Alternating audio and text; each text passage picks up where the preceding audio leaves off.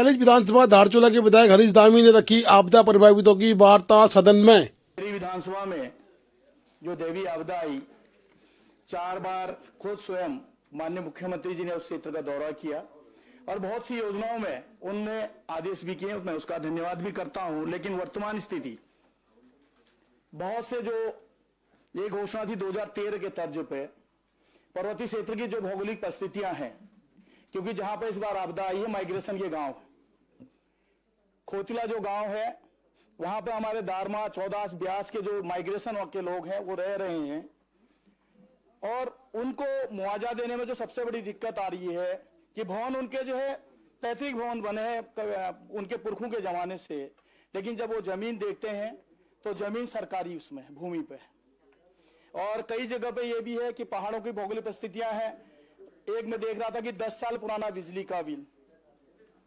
माननीय अध्यक्ष जी, मेरा ये कहना है कि मकान हमने साल भर पहले बनाया, क्योंकि मेरी आर्थिक स्थिति नहीं थी, मैंने साल भर पहले ही मकान बनाया और मकान बनाते ही आपदा आ गई और मेरा साल भर पहले का बिजली का बिल है। तो मैं ये चाहता हूं सरकार से कि जिस दिन आपदा आई उससे 1 महीने पहले का कोई भी वो अगर वहां पर प्रूफ दें, साक्ष्य दें, तो उसको मुआवजा दिया जाए। दूसरा, माननीय अध्यक्ष जी, पिछले सरकार में भी मैं आपदा में बोलते रहा। मेरे दारमा क्षेत्र में जो उसमें आपदा आई थी, कुछ बरसात से, कुछ बर्फबारी से तमाम पुल टूट गए थे। जिलाधिकारी और उप जिलाधिकारी के माध्यम से और खुद मैंने भी उनके साथ बैठ के ये कहा कि भाई आप लोग खोलिए और हम आपको आपदा में इसका भुगतान करेंगे।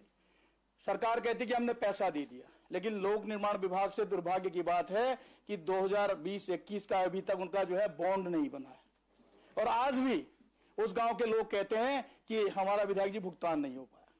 तो मैं सरकार का ध्यान आकर्षण करना चाहता हूं कि आप उसमें भी निर्देशित करें। आज बहुत से, मैं आपको एक हमारा 14 वैली का जो है लाइफलाइन कहूंगा, थानीधार के जो सड़क है, आपदा खत्म हुई, आज जो है दिसंबर का महीना चल रहा, सितंबर में आपदा खत्म हो जाती, इस बार अक्टूबर तक चला, आज भी वो सड़क नहीं खुल पाई है। ऐसे कई गांव के जो है पैदल रास्ते हैं जिन रास्तों का जो है पुनर्निर्माण नहीं हो पाया।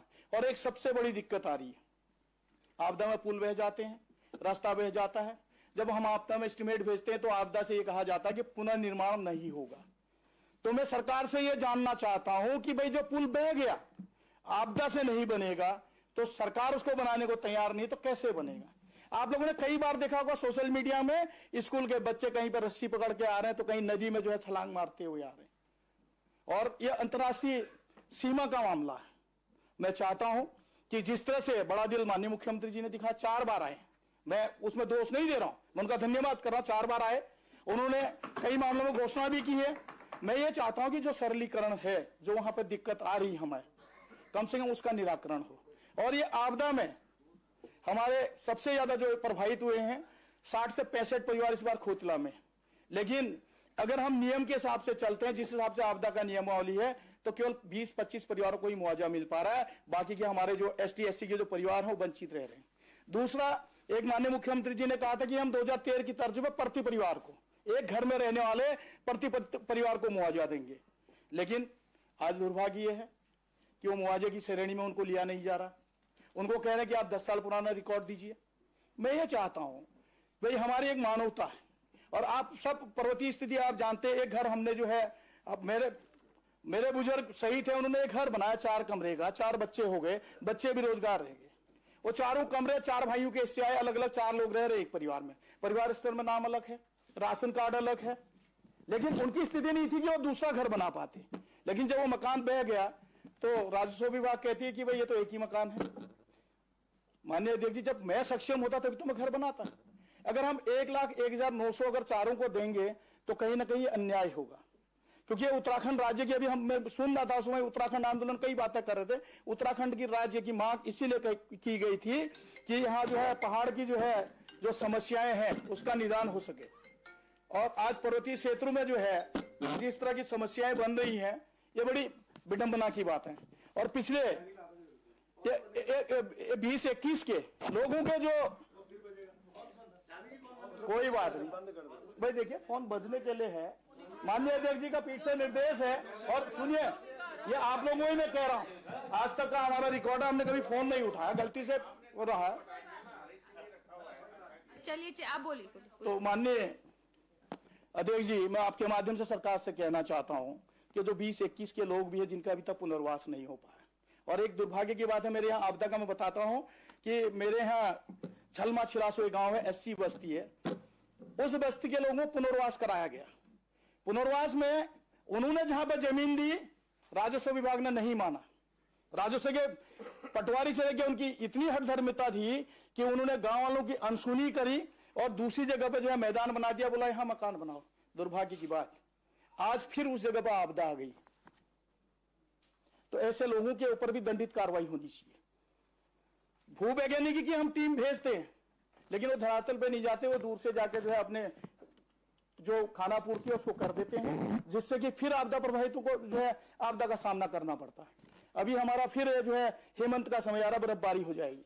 मैं दारमा वैली का इसलिए विशेष कर रहा हूं क्योंकि हमारा जो है दारमा के जितने पुल बहे थे या जो हेमंत में टूट जाते हैं पुल है, अब जब हम माइग्रेशन के लिए मार्च के महीने में जाते तो हम गांव के प्रधानों से कहते हैं आप बना दो, हम आपको भुगतान करेंगे, लेकिन 2 सालों से वो वंचित हो रहा है। वो कहते हैं कि भाई हमें पिछले 2 साल से हमारा भुगतान नहीं मिला। जो गरीब लोग हैं, जो पैसे वाले हैं वो तो तराई में आ गए, नौकरी पैसे वाले भी तराई में आ गए।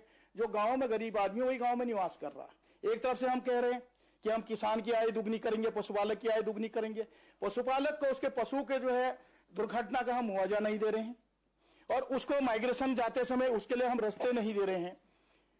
आज मेरी विधानसभा में इस तरह के दुर्गम रास्तों के कारण 15 से 20 लोगों की मृत्यु हो गई, और कई मामले अभी मैं देख रहा हूं कि 20-21 के जिनकी आपदा के तहत मौत हुई थी उनको मुआवजा नहीं मिला। एक बरम का मामला, एक एससी का परिवार था, उस व्यक्ति का मेरे को भी फोन आया, मैंने कहा, उसका पोस्टमार्टम भी हुआ, सब कुछ हुआ। पटवारी ने उसका पैसा इसलिए वापिस किया, पटवारी कहता है कि पोस्टमार्टम में यह नहीं लिखा है कि इसकी मृत्यु ऐसी हुई। भाई अब पटवारी निर्धारित कर रहा। कोई आदमी मट्टी के अंदर दब गया, बुजुर्ग आदमी था, तो दम घुटने से उसकी मृत्यु, उसमें लिखा है कि इसकी दम घुटने से मृत्यु हुई है। मुख्यमंत्री से जो 1 लाख अतिरिक्त मिलता है वो तो वापिस कर दिया, उसके साथ साथ जो 4 लाख रुपए हम जो है मृत्यु पे देते हैं वो पैसा भी वापस कर दिया। मैं चाहता हूं कि पीठ से निर्देश हो, मजिस्ट्रेटी जांच हो, अगर गलत है तो गलत के खिलाफ कार्रवाई हो, अन्यथा जो इस तरह के जो घटनाएं हैं उनको मुआवजा दिया जाए। मैंने 2020 में मैं खुद आपके ब्यास घाटी में जा रहा था, हमारे देखते देखते एक 24-25 साल का युवा जो है आपदा की चपेट में आके काली नदी में समा गया, उसकी अभी तक डेड बॉडी नहीं मिली। उसके 2-3 बच्चे हैं, छोटे छोटे बच्चे। जब वो महिला हमारे सामने आती है वो कहती है भैया विधायक है, मेरा मुआवजा नहीं मिल रहा है। हम कहते हैं क्योंकि हम भी कानून से बंधे हुए हैं, और पटवारी लिखने को तैयार नहीं। पटवारी ये कहता है कि ये बहके मरा।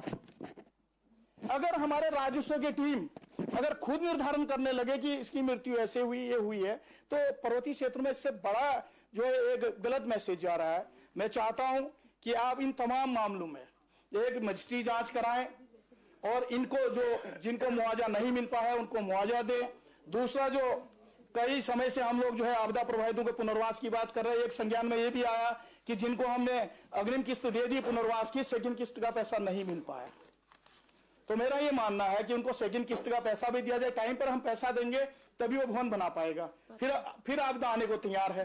और आज दुर्भाग्य है कि इस बार आपदा, जहां पर हमारा आपदा केंद्र है धारचूला में मिनी स्टेडियम, उसमें एक महिला की मृत्यु होगी, होने को मृत्यु उसकी स्वाभाविक हुई, लेकिन वहां पर जहां पर 60 परिवार रह रहे हैं उस जगह पर उसका जो है जो हमारा हिंदू रीति रिवाज है उसका क्रियाक्रम वो भी नहीं कर पा रहे हैं। इसी तरह हमारा धारचूला देहात का गांव है सीनिया खोला का, मैंने पिछली बार भी कार्य स्थगन में मामला लाया था। 11 एससी के परिवार हैं, आज भी वो 3 छप्पड़ों में बैठ रहे हैं। माननीय अध्यक्ष जी प्लीज, माननीय अध्यक्ष जी मैं आपका जो है मुझे जो है आपसे उम्मीद है कि आप एक मातृ शक्ति हैं, और मातृ शक्ति का जो दिल होता है बहुत बड़ा होता है। क्योंकि कभी आप लोग अगर उनके बीच जाए, खुद हमारे नेता प्रतिपक्ष जी गए थे, जब उनके आंसू आते हैं, उनके बच्चों की हालत देखते हैं तो हमसे भी रहा नहीं जाता।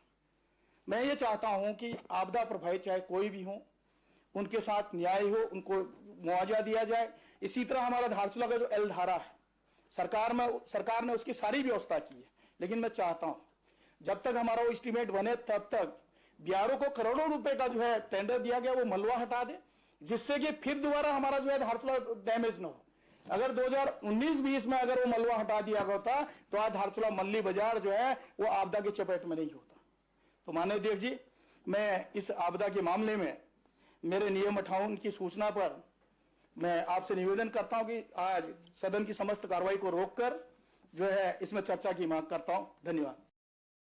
Please do like, share and subscribe DCL News.